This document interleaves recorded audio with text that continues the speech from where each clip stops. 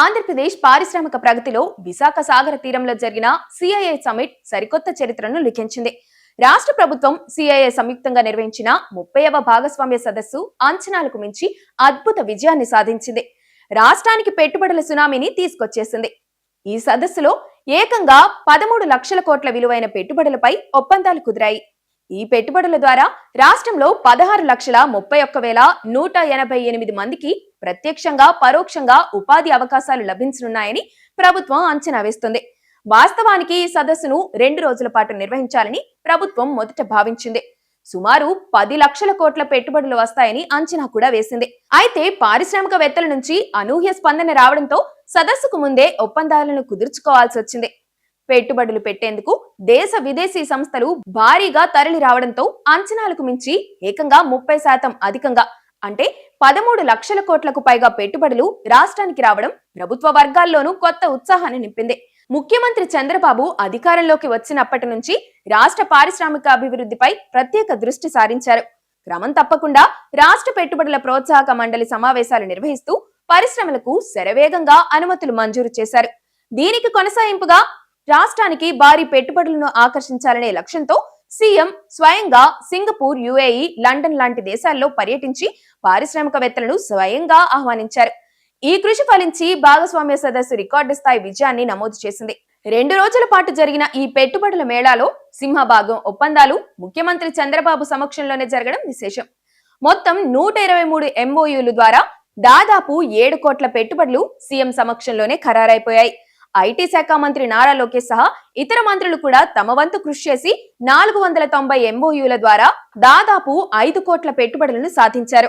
సదస్సు ద్వారా మొత్తం 12 కీలక రంగాల్లో పెట్టుబడుల ప్రవాహం రాబోతుంది. ఇందులో ఇంధన పరిశ్రమలు, మౌలిక వసతుల రంగాలు అత్యధిక పెట్టుబడులను ఆకర్షించాయి. పెట్టుబడుల్లో టాప్ 3లో ఇంధన రంగం, పరిశ్రమలు, మౌలిక వసతుల రంగాలు నిలిచిపోయాయి. మొత్తంగా 13 లక్షల కోట్ల మేర పెట్టుబడుల్లో అధిక భాగం ఇంధన రంగానికే వచ్చింది. ఈ రంగంలో 5,33,351 కోట్ల పెట్టుబడులు వచ్చాయి. ఆ తర్వాత పరిశ్రమల రంగానికి 2,80,384 కోట్లు, మౌలిక వసతుల రంగానికి 2,17,58 కోట్లు వచ్చాయి. ఇక ఉద్యోగాల కల్పనకు సంబంధించి టాప్ 3లో పరిశ్రమలు, మౌలిక వసతులు, ఐటీఐ అండ్ సి రంగాలు కూడా ఉన్నాయి. భాగస్వామ్య సదస్సులో చేసుకున్న 13 లక్షల కోట్ల పెట్టుబడుల ఒప్పందాలను 3.5 ఏళ్లలో ఆచరణలోకి తీసుకొస్తామని ముఖ్యమంత్రి చంద్రబాబు తెలిపారు. ఈసారి అన్ని జాగ్రత్తలు తీసుకున్నాం. పెట్టుబడిదారులతో ముందే అన్ని మాట్లాడాం. నిబద్ధత ఉన్న వారితోనే ఒప్పందాలపై సంతకాలు చేశాం. వారిలో ఎవరైనా అనుకోని ఆర్థిక ఇబ్బందులు వస్తే తప్ప మొత్తం ప్రతిపాదనలన్నీ ఆచరణలోకి వస్తాయని ఆయన పేర్కొన్నారు. పెట్టుబడిదారుల సదస్సు ముగిశాక ఆయన విలేకరులతో మాట్లాడారు. 5 ఏళ్లలో 50 లక్షల ఉద్యోగాలు, 10 ఏళ్లలో 1 కోటి ఉద్యోగాలు కల్పించాలన్నది తమ లక్ష్యమని కూడా తెలిపారు. 20 లక్షల ఉద్యోగాల లక్ష్యాన్ని 50 లక్షలకు పెంచుతున్నామని సీఎం స్వయంగా చెప్పారు. విశాఖలో 2 రోజుల పాటు నిర్వహించిన పెట్టుబడిదారుల సదస్సు సూపర్ హిట్ అయిందని హర్షం వ్యక్తం చేశారు. వచ్చే సంవత్సరం ఇదే నెలలో ఇవే తేదీల్లో విశాఖలోనే భాగస్వామ్య సదస్సు జరుగుతుందని కూడా స్పష్టం చేశారు. ఇంతవరకు 30 సార్లు భాగస్వామ్య సదస్సులు నిర్వహిస్తే 7 సార్లు ఆంధ్రప్రదేశ్ లో పెట్టాం. సాధారణంగా ఇలాంటి సదస్సుల్లో ఎంఓయూలకే ప్రాధాన్యతనిస్తారు. కానీ కొత్త ఆవిష్కరణలు, విజ్ఞానం, వివిధ రంగాల్లో వస్తున్న విప్లవాత్మక మార్పులపై చర్చ జరగాలి. డావోస్ లో జరిగే ప్రపంచ ఆర్థిక వేదిక సదస్సులో ఎంఓయూలు ఉండవు.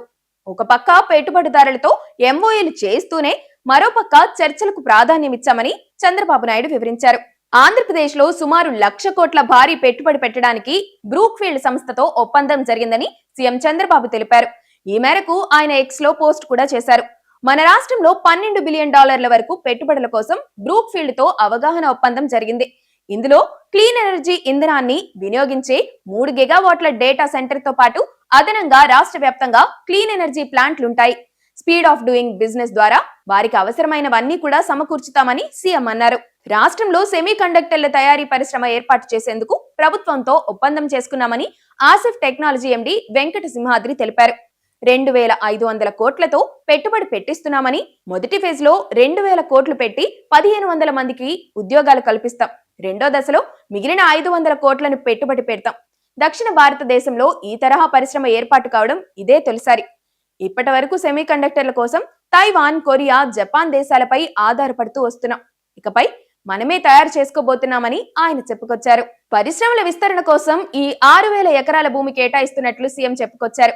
ఉత్తమ మౌలిక వసతులతో 1.5 లక్షల ఉద్యోగాలు కల్పించడం లక్ష్యంగా పెట్టుకున్నామని, 2028 నాటికి శ్రీ సిటీని ప్రపంచంలోనే అత్యుత్తమ పారిశ్రామిక హబ్ గా తీర్చిదిద్దుతామని సీఎం చంద్రబాబు నాయుడు స్పష్టం చేశారు. ఈ విస్తరణ వల్ల మరో 50 కంపెనీల ఏర్పాటుకు మార్గం సుగమం అవుతుందని ఆయన భావించారు. పరిశ్రమల నిర్మాణం మొదలయ్యాక వారి నుంచి ప్రభుత్వానికి జీఎస్టీ రూపంలో వచ్చే మొత్తంలో 60 నుంచి 80% ఎస్రో ఖాతాల్లో జమ చేస్తాం. సహకార సమాఖ్య వ్యవస్థలో పోటీ అనివార్యం. రాష్ట్రాలు పోటీ పడితేనే ప్రజలు లబ్ధి పొందుతారని చంద్రబాబు నాయుడు చెప్పుకొచ్చారు.